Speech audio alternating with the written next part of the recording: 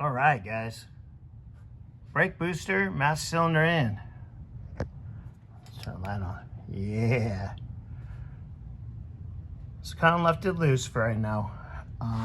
Because there's one stud. I want you to see that. It's hitting right there. So everything loosely in for right now, so we can adjust everything.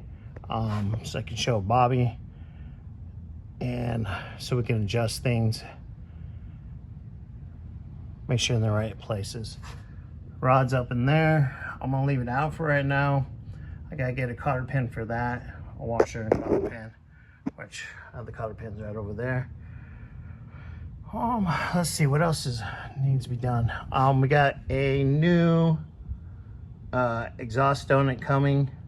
I believe it'll be here tomorrow or Monday, and so I can get that bolted up.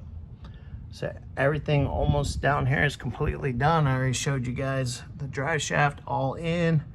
I'm gonna set the e-brake stuff in there so I can mock everything up here, maybe in a little bit, so we can get all that back in and going. It's coming along, guys. Sorry, it's taking a little time. It's like a big puzzle, and this guy was a beast. I'm not the one who took the drive shaft out, so I had to wait for Scotty to come back around so I could ask some questions. Got that all put together.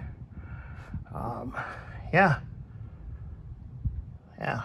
Can't wait till, like I said, hear this thing purr again.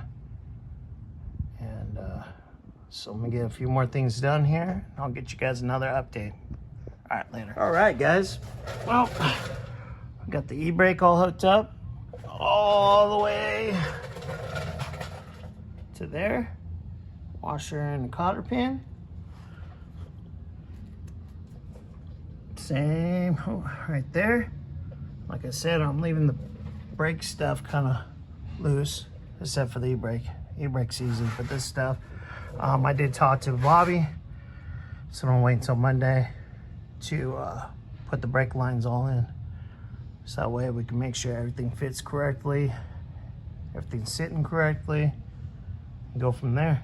But, all right, guys. Well, I'm signing out for the night. Be back on this on Monday or Tuesday. Not sure. See what's going on. All right, guys. Later.